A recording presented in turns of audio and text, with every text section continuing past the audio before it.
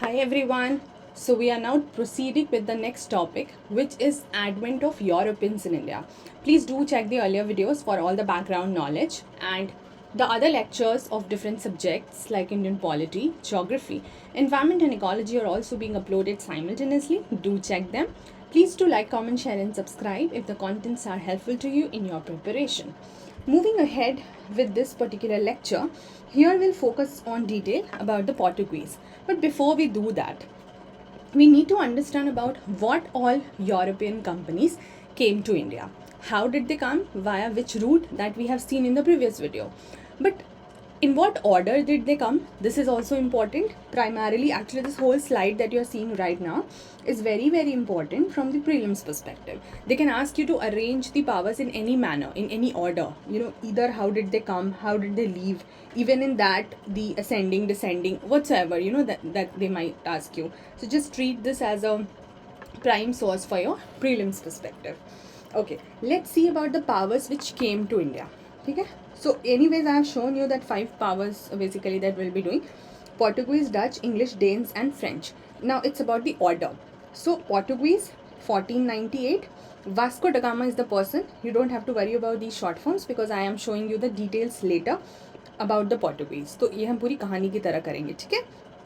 And landed at Calicut. Dutch 1596, English 1608. The name of the person you will have to remember is Captain Hawkins. Dane 1620 and French 1667. Going ahead with how did they leave, like in what order. So the Dutch left in 1759, French 63, Danes 1845, British 1947, as you know. Now let's see for Portuguese. Portuguese के case में it's slight different, because as a power, as a company, they actually left in the mid 17th century only. So technically they left right in the beginning only, somewhere around in the middle of the 1650s. But 3 settlements of Portuguese, what are those 3 settlements, उस पे हम आगे बात करेंगे. 3 settlements of Portuguese, they were in hand, in our hand, India के पास में, in their hand. So India की 3 territories they still continued to have till 1961. Now the point, which is of course post-independence, because we got independent in 1947. So now the point is ki if you just finally consider the exit, like not even a single settlement being in their hand, then it is 1961, and that is why I have kept it in the last. Okay, but otherwise as a power they left earlier.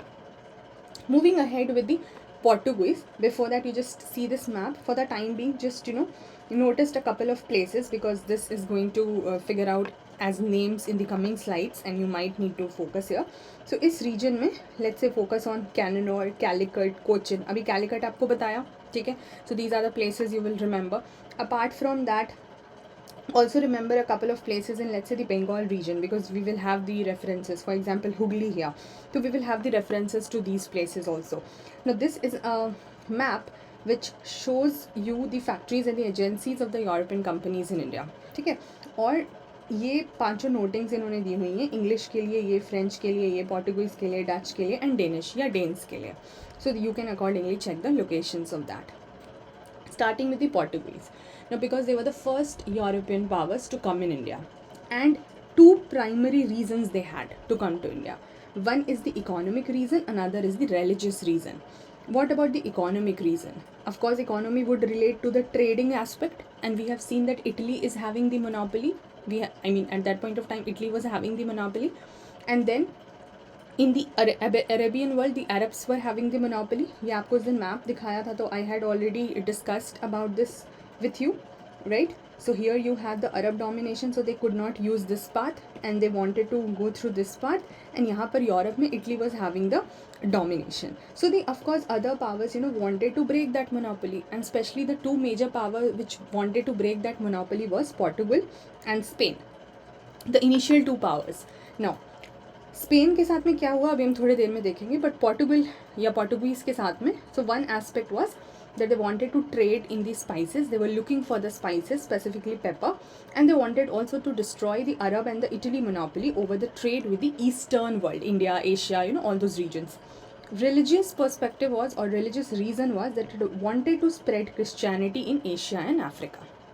Now, before the Portuguese came to India, they had certain other things also happening, like in the terms of exploration, navigation, etc.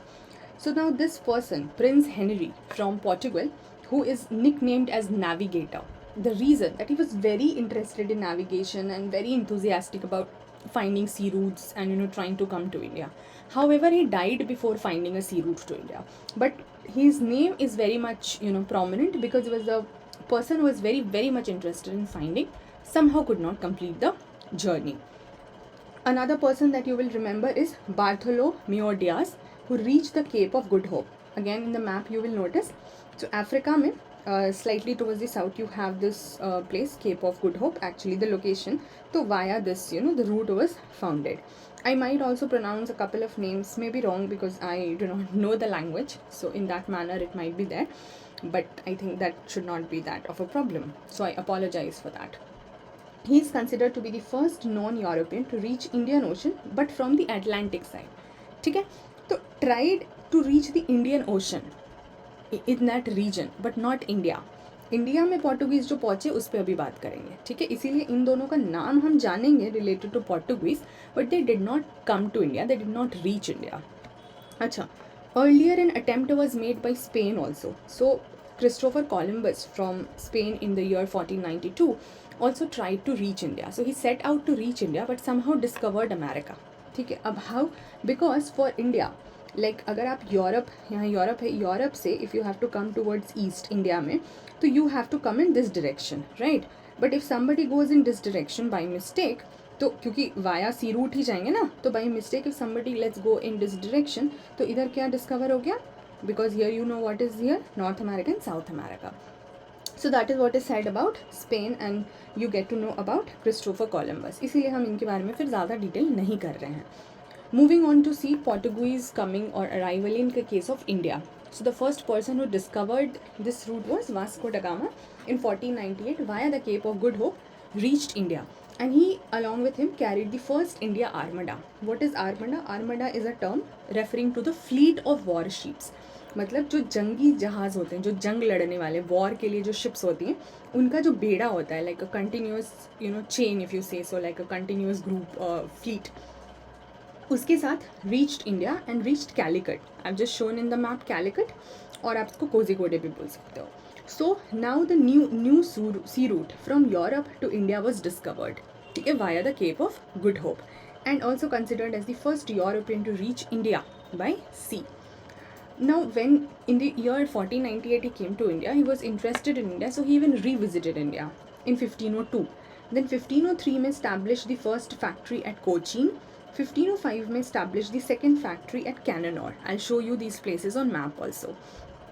Then if you see about this person, the second one that you will remember in the case of Portuguese is Pedro Alvarez Cabral. So he carried along with him the second India Armada, and very important person who was looking for, you would say, वही trading purpose के लिए spices like pepper, cinnamon. And अगर आप Vasco da Gama की भी बात करते हैं, तो he also established couple of another important trading centres, like जैसे कैलिकट कोचिंग, ये सब तो हमने देख ही लिया, ठीक है. Cannanore, Kollam was also another place.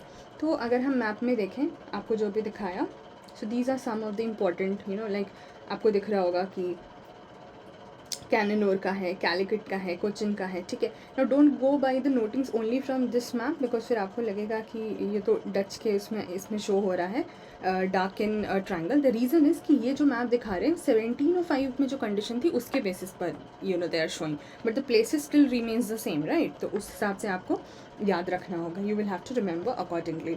Okay, then 1503 and 4 के आसपास में, now there was formation of a governing body, and that was known as Portuguese state of India.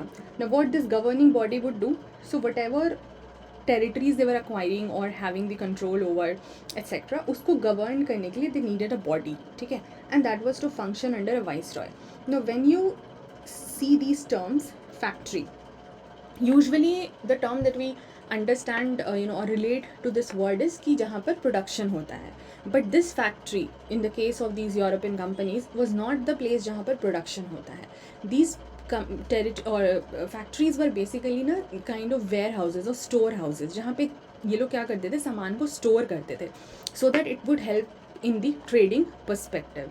ठीक है, तो and the officers who were in charge and living there and taking care of all of that, they were called as factors. So that you have to remember, this factory is not the production one, about the production one, but it is about the warehouse, storehouse of materials. Okay. Next we see some important governors of the Portuguese powers. First is Francisco de Almeida, who was the first Portuguese viceroy in India. Acha, viceroy or a governor, you can just understand, who would govern that body or take charge of that body. Acha, he is known for starting a policy which is called as blue water policy. Now what was this blue water? Blue water basically was talking about the naval supremacy. So they wanted to establish the Portuguese supremacy in the naval aspect in the Indian Ocean. Okay, for that he started blue water policy. So prelims ke liye this point can also be important. Another governor that you will remember is Alfonso de Albion Carrick. Now he is considered to be the real founder of the Portuguese power in India. Established the headquarter in Cochin, conquered the regions of Diu and Goa. ठीक है, अभी इन places पे हम आगे भी बात करेंगे. Known very much for wars, piracy, plunder. ठीक है, अब there can be potential questions in prelims that which European power is known a lot for, let's say, piracy, plunder. So Portuguese is what you will remember. Also, the regions which were under his control. So in those regions he also tried to abolish sati and also was very much interested in propagating Christianity.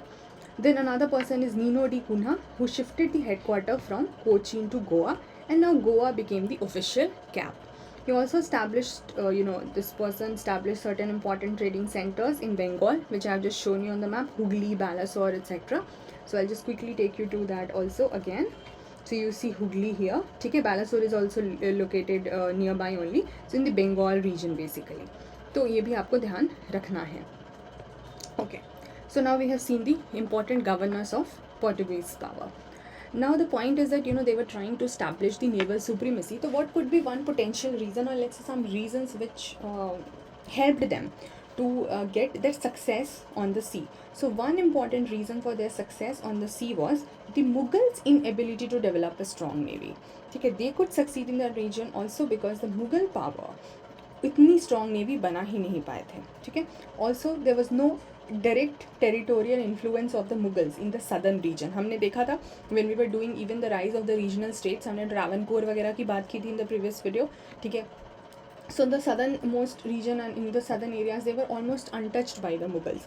So in that case it was easier. That is why you have seen ki they have established their important centers in these regions like Calicut, Cochin, ये सब जो आप देख रहे हो, these regions southern में हैं. ठीक है, so that there was less influence of the Mughals also. अच्छा, one important term you need to remember in context of Portuguese is the Carte's system. What is Carte's system? Prelims का again it can be a potential question. The system was used by the Portuguese to extract money from the Indian ships. ठीक है, उसको कार्टे system बोलते हैं. How did they try to extract the money from the Indian ships? इनको बोला जाता था that you will have to buy the passes and the licenses from the Viceroy of Goa. And if you do not, like the Indian ships were forced to buy the passes or kind of permit papers or the licenses from the Viceroy of Goa, because अब headquarter Goa shift हो चुका है. And if you will not do this, your ship will be seized. So to extract the money from the Indian ships, the Carte's system was used by the Portuguese. This you can remember. But we know that the European power which actually ultimately survived was British. ठीक है, so how there must have been some decline of the Portuguese also. ठीक, अगर वो इतनी strong power थी but still they could not continue, तो कुछ तो reasons रहे होंगे. So what were certain reasons for the decline of this power? One major thing was weak and inefficient successors of Albuquerque. ये जो आपने देखा, this person, he was very very prominent. लेकिन इनके जो successors आए, they were not that you would say sufficient or efficient or rather strong enough to take care of the things. Similar case like later Mughals, if you just try to compare. Then also there was not much influence of the merchants in the Portuguese society. Now these people were merchants looking for trading aspect and trying to enhance their money. But the Portuguese society was not supporting much to the merchants and they needed so much money to travel, no? आपको अगर ship से इतनी दूर travel करके जाना है तो for that also you need finances, but the society was as such not cooperating because there was not much of influence. Then the Portuguese officials were getting very low salary. So because of low salary, there was corruption. And whenever there will be corruption, of course, it's for a shorter period, there might be some temporary gains, but in the longer run, they will not that succeed. Then another reason for decline, अगर हम बात करते हैं religious intolerance की, because they were very religiously intolerant and they were also trying for forcible conversions to the Christian faith. तो उसकी वजह से भी लोगों को समझ आने लगा कि no, this is not how the things will work. Piracy एक major reason आपको बता ही दिया. उसके अलावा stiff competition they were getting from the other European powers, which we will see the details in the next class. And then also what happened, because of the discovery of the Americas, तो Brazil भी क्या हुआ, discover हुआ in the South America, और they started to divert their attention to that region. ठीक है, तो इधर की तरफ ईस्टर्न साइड से थोड़ा सा attention also started to get diverted. And they left India by the mid of 17th century, so somewhere in the middle of 1650s, as I have told you. But 3 settlements, Goa, Diu and Daman, remained with them till 1961, even post-independence. So we got these regions in 1961. तो आप इधर देखोगे, ठीक है, गोवा तो ये हो गया आपका, दीव दमन का ये रीजन है. So that was lying with the Portuguese काफ़ी लंबे समय तक. This is what I was trying to tell you that you will have to remember. And if we quickly summarize this, so what we can say about certain impact of the Portuguese control, of the Indian Ocean, because they of course controlled it in a very, I would say very efficient manner, very prominent manner, though declined later. But what was the impact of that control? Firstly, there was propagation of Christianity in the Malabar and the Konkan coast region, in the southern part. Significance of navy was understood in the trading aspect, because Mughals were anyways not that like they were not as strong as such naval power. But with the coming of the Portuguese, it was understood about the significance of navy in the trade also, कि वो कितना role play करता है. The missionary schools were opened because they wanted to spread Christianity. So along the west coast, missionary schools and colleges were opened. ठीक है, earlier क्या होता था हमारे पढ़ाई में, हमने 18th century condition भी देखी थी, if you remember. तो नेटिव लैंग्वेज में पढ़ाई होती थी, ठीक है, लेकिन अब क्या होने लगे, क्रिश्चियनिटी का स्प्रेड होने लगा. Also research on Indian history and culture, they were interested in researching, so that also got contributed. ये ऑफकोर्स हमारे पॉजिटिव में आएगा. They brought even printing press to India, this so you can remember. And they introduced certain crops, fruits and vegetables in India. Please remember about at least a couple of them, because they have asked the questions related to these things in prelims. Okay, I'll show you in the further classes and you can try and attempt those questions. So for example, potato, sweet potato, tobacco, corn, pineapple, papaya, black pepper, lychee, orange, etc., cashew, groundnuts, almonds. These were some crops and other fruits and vegetables which were introduced by the Portuguese in India. Okay, so these are the things you can remember. In the next class, we will continue this discussion and we will discuss more on the other European powers, Dutch, English, Danes and French, and we'll try to see that what really happened in this context. I hope you're enjoying the story. I hope you're making sense of how the things have proceeded from the decline of the Mughal Empire. In case these videos are helpful to you, please do like, comment, share and subscribe. Thank you so much. Take care. Bye-bye.